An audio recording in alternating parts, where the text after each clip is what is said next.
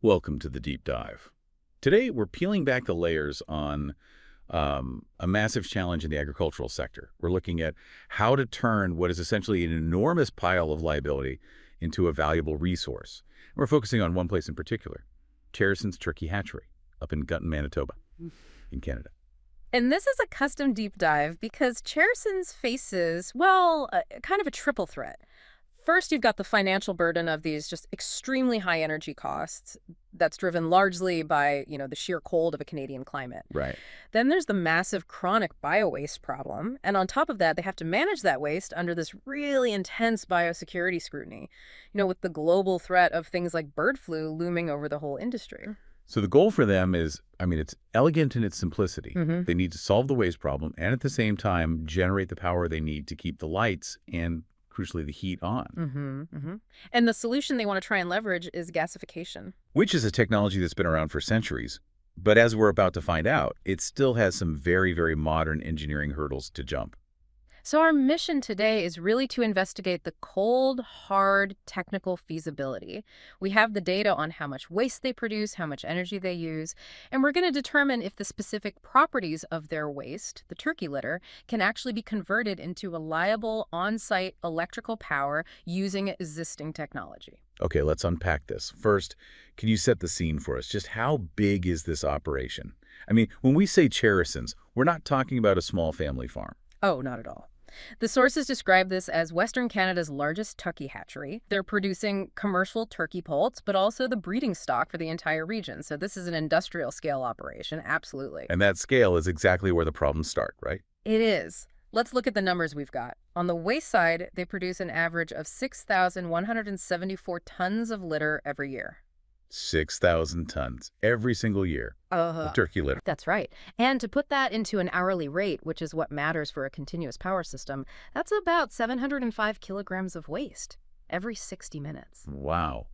When you talk about 6,000 tons of agricultural waste in one spot, Yeah. I stop thinking just about profit and I start thinking about the logistical and biosecurity nightmare. It dictates everything. You have to store it, move it, ship it off-site. That costs a fortune, and it creates contamination risks every single step of the way. So if they could just get rid of that step, that external disposal, and turn it into energy, well, that investment suddenly starts to look very attractive. The savings would be huge because their energy demand is astronomical, partly because they have to keep these massive facilities warm in the Manitoba winter. Exactly. Their electrical demand averages 353 kilowatts. That's over 3 million kilowatt hours a year.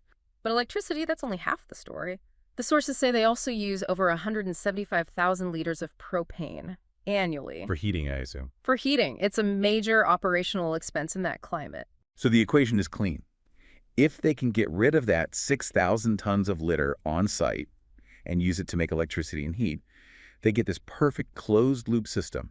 It cuts costs, and it lowers their biosecurity risk. That's the motivation. And the mechanism they're banking on to do it is gasification.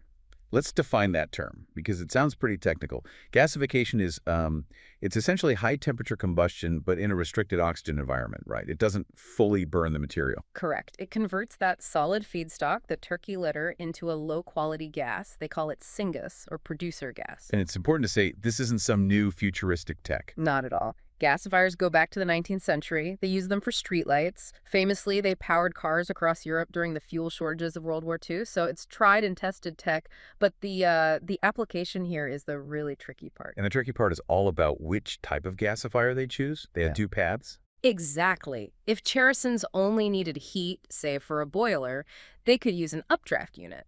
Updraft gasifiers are much more forgiving. They can handle different fuel types, higher moisture, but they produce a dirtier gas full of tars. That's fine for external combustion, like heating. But they didn't just want heat. They wanted to generate electricity. They wanted to offset that 3 million kilowatt-hour usage. And that's the critical distinction. To run an engine, like an internal combustion engine, to make electricity, you need that gas to be as clean as possible, which immediately locks them into needing a downdraft gasifier. So they were already on the more difficult engineering path from day one. They were. Downdraft units are demanding. They actually draw the gas downwards through the fuel bed. It cleans the gas, but it means the feedstock has to be much more uniform, solid, ideally pelletized. If the fuel quality is poor, it'll just destroy the engine. So that really sets the stage for us. A massive farm in a cold climate, locked into needing this highly specific, kind of fussy piece of equipment to handle a very, very messy source material. Here's where it gets really interesting. Let's talk about the start of the show, the turkey litter itself. We know there's 6,000 tons of it a year, but what is it actually made of? It's not just manure. It's described as this heterogeneous, dirty mass of straw, wood shavings, and sunflower hulls. Right. And the good news, at least initially, is that its makeup makes it pretty suitable for thermal processing. It's relatively dry, around 20% moisture, which is actually too low for something like anaerobic digestion, but it's sort of in the sweet spot for combustion or gasification. So before they started investing millions, the Cherison team looked at the local market in Manitoba, which, surprisingly, our sources call a regional hotbed of gasifier activity. But was there an off-the-shelf solution ready to go? The short answer is a resounding no. Not for electricity. The local scene actually demonstrated just how difficult this technology is. The only commercial unit sold locally, the Whittier biomass gasifier, it was an updraft model, it was designed for heat, and it only used round bales of straw, so completely useless for their goal. And it wasn't just that the right product was missing. Local attempts at innovating were failing, which should have been a huge red flag. It really should have been. You had one demonstration unit from a company, Resoc Technologies, that had a catastrophic meltdown. The steel combustion chamber just got so hot it failed. Then there was another project from W2E Technologies that ran into so many problems it was just completely mothballed for months. It's old tech in principle, but incredibly tricky in practice, especially with weird fuels. So since they couldn't buy one, they had to start from scratch. The first big test was done by the National Research Council, the NRC, on raw, loose litter, straight from the barns. What was the verdict? Well, they proved it could be gasified, so check that box. But the syngas was really low quality. It only yielded about 12 megajoules per kilogram. They really needed to be closer to 20 for the economics to make any sense. A 40% reduction in energy quality, that's a deal breaker. Why was the gas so poor? What was the mechanical failure? The NRC found two key issues. First, the moisture content was actually higher than they thought. It was closer to 27, even 30%. But the real mechanical disaster was something they called straw bridging. Straw bridging, that sounds like a physical clog in the machine. That's exactly what it is. The loose material, the straw and the hulls, it didn't flow smoothly down into the reactor. Instead, it jammed up. It bridged, plugging the system. And when that happens, what's the consequence? Well, it prevents the proper restricted oxygen environment from forming. So excess air bypasses the fuel and leaks right into the syngas output. The NRC analysis showed high oxygen content in the final gas, up to 7%. And if air is leaking through, it just tanks the energy density of your gas. So the loose litter format was a non-starter right out of the gate. Okay, so if the loose raw stuff failed because it plugged the system, what was the logical next step? The pivot? They had to make it uniform. The only path forward was pelletization. Since the downdraft gasifiers they needed for electricity demand a solid, uniform feedstock, they had to turn that messy litter into these neat, compact little energy nuggets. And this required moving the tests all the way over to Innovation Technologies in Ireland, ITI. Tell us about that process, making the pellets. Yeah, and even this was tricky. The pellets had to be made with intense pressure, about 5.7 megapascals, and heat. The core temp had to get up to 120 Celsius. They also found that fresh litter had such strong, offensive odors that the material actually had to sit for a few weeks before they could even process it. So they successfully made pellets from 100% turkey litter. But then came the standard test for density and water stability. And they failed instantly. The pellets were dense enough, they sank, but the moment they hit the water, they just disintegrated. No water-resistant bonding at all, which would be a huge problem for storage or transport. But despite that, they decided to go ahead with a trial. They took 12 of these pure turkey litter pellets and put them into an already running wood gasifier. What were the initial signs? Initially, pretty promising. The pellets carbonized well, they held their structure as they moved down through the fuel bed, which is exactly what you want. But the process moves from drying to pyrolysis and then finally down to the high-temperature combustion zone, the real action. And that's where they hit the second, much more severe barrier, the clinker crisis. Yes. When they shut down the gasifier and inspected it the next morning, they found these massive fused lumps of ash stuck to the grate bars. This is clinker. It's essentially the ash and the fuel melting and then re-solidifying into these hard, glass-like silica masses. And why is that a problem with the turkey litter and not, say, wood? It all comes down to the mineral content. The turkey litter from Cherison's had a really high ash content, 9.51% on a dry basis. Wood, which is what these things are designed for, is maybe 1% ash. So when that 9.5% ash hits the high temperatures in the combustion zone, it just fuses. And what's the consequence of that clinker building up? Total operational failure. Plain and simple. If you extrapolate from that initial test, the clinker would have completely blocked the grate in less than 2 hours. Once the grate is blocked, air can't flow, the process stops, and you have to shut down the entire plant and physically chisel out the blockages. It's just an unsustainable, high-maintenance failure mode. So first, the loose material plugged the system through straw bridging, then the pelletized material plugged the system through clinker formation. It sounds like they hit every possible way you could block a gasifier. They absolutely did. So the next question was, could they dilute the problem? They tried making pellets of 40% litter and 60% MDF dust, a cleaner fuel, to reduce the overall ash concentration. And that helped with the water stability, but the clinker problem didn't go away. No, it didn't. The clinker formation was smaller, maybe less immediate, but it was still significant. It was enough to confirm that this fuel, even diluted, would destroy a standard commercial wood gasifier over time. The fundamental problem is that high mineral, high ash content in the waste itself.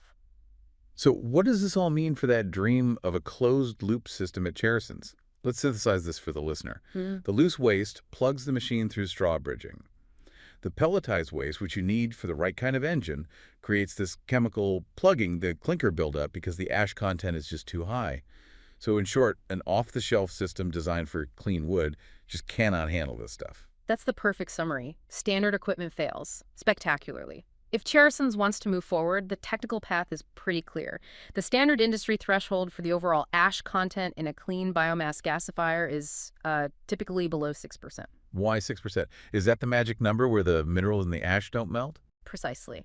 That 6% is sort of the accepted level where the silica and other minerals won't reach their melting or softening point at standard gasification temperatures. It prevents those fused lumps from forming. And since their litter is at 9.51% ash, to get under that 6% threshold by blending, they'd have to keep the litter percentage below 40%, probably even lower. Which defeats the entire original purpose. Right. Which was to dispose of their 6,000 tons of waste. They'd still have a huge waste problem because they'd be importing clean fuel just to dilute the dirty fuel they already have. So the recommendation has to be abandon the idea of using a standard solution. Yes. The only path forward is a dedicated R&D program. They need to develop a bespoke gasifier, one designed specifically to handle this high-ash complex fuel. That means changing the geometry, maybe how the air flows or how the grate operates, all to prevent clinkering. They're solving a material science problem, not just a farm problem. And while R&D sounds expensive, let's circle back to the payoff. Why is that investment worth it? The potential is massive. If they build a system sized for that 705 kilogram per hour litter production rate, it could support a 450 kilowatt electrical system. And that 450 kilowatt number is critical. It's more than the farm's average electrical demand of 353 kilowatt. The source estimates this could generate over $157,000 worth of electricity a year, even at a low rate. Electricity they could use themselves or maybe even sell back to the grid. And you cannot overlook the waste heat, not in Gunton, Manitoba. Producing electricity this way yields an almost equal amount of thermal energy. That heat might be useless in July, but capturing it in the winter to heat the barns or the hatchery, that would make a huge dent in those massive propane bills. So the final conclusion from all this is a tough one for Cherison's. Stop looking for an easy answer and commit to a long-term engineering partnership. Exactly. The recommendation is to pursue the development of a functional on-site prototype with an experienced gasification expert.